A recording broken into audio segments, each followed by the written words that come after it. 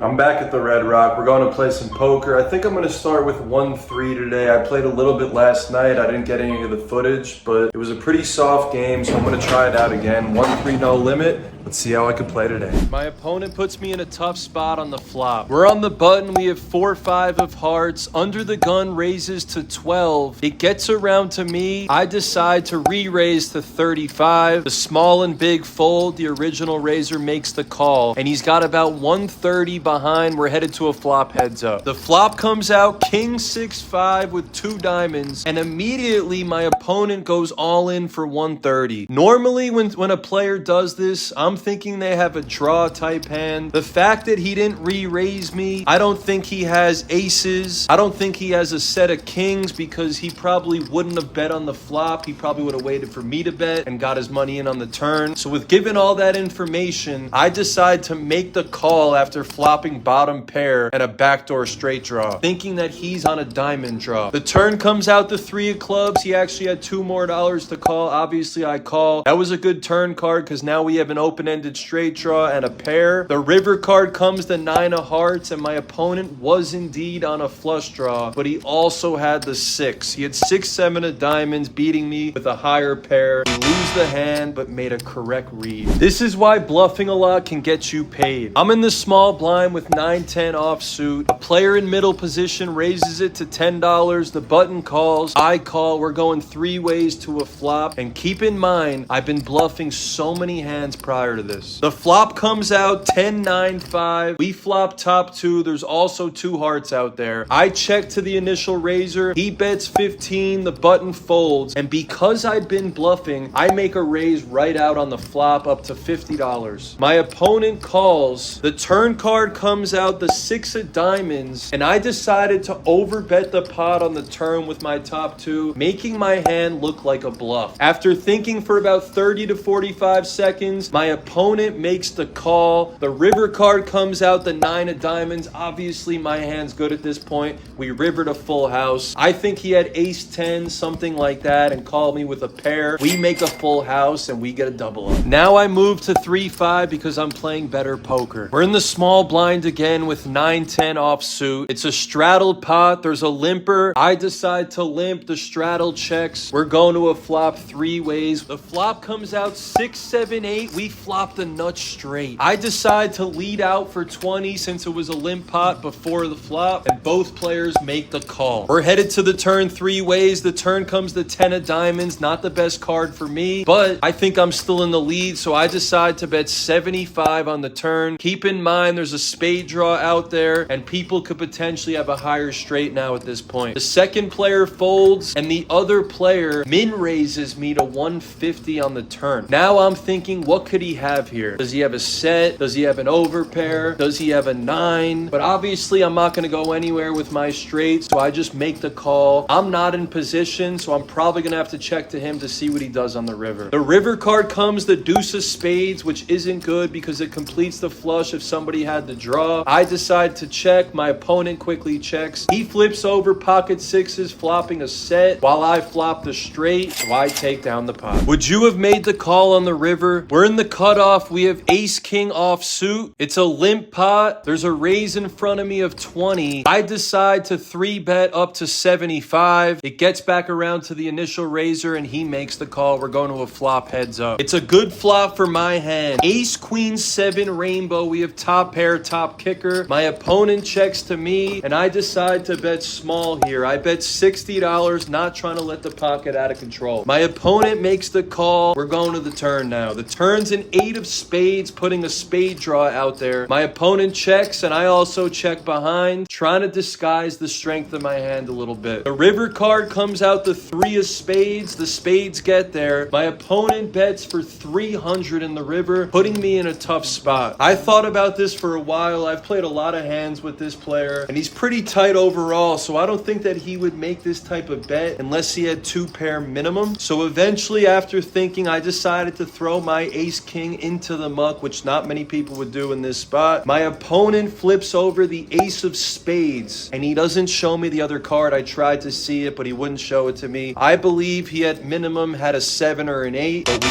fold the hand and my opponent beats me. This hand was just sickening. I'm in the small blind blind, I have ace king of spades. Everybody folds their cards, and now it's blind versus blind. I decide to limp in for $5 to disguise my hand. Normally at a lot of casinos you could chop in this type of situation, but they don't allow it at the Red Rock. So I just limped in. The big blind makes it $20 to go, and I quickly bet over, making it $105 to go. My opponent has about $350 behind him, and he shoves his chips all in. This hand gets out of control pre-flop, and obviously I'm gonna make the call with ace king of spades. The run out comes out, the dealer puts it out 5 jack 8 9 5. My opponent flips pocket queens. Of course he has pocket queens, and I have ace king. Blind versus blind. What a crazy hand. It was a coin flip, but unfortunately we lost. At this point I didn't have much money left, and I was on tilt. I looked down at pocket jacks in early position. I have about $250 behind. I raised to 35. It gets all the way around to the small blind, and there's no more action to go, so she just goes all in, putting me in a spot to call for $220 with pocket jacks. Obviously there's no way I can fold. Maybe if I had more money I would have considered it, but with only $220 I make the call, and right when I do, I get the horrible news. She flips over pocket aces. I'm gonna need a miracle 2-outer or a backdoor straight to win this pot. The dealer puts the board out 5 2 4 10 8. Awful board. We flop nothing, we turn nothing, and we lose pre-flop all in to pocket aces. I ended up going to 3-5. The game was short. There was like 4 or 5 players. A couple of my friends were there, so I decided to sit down and help the game stay alive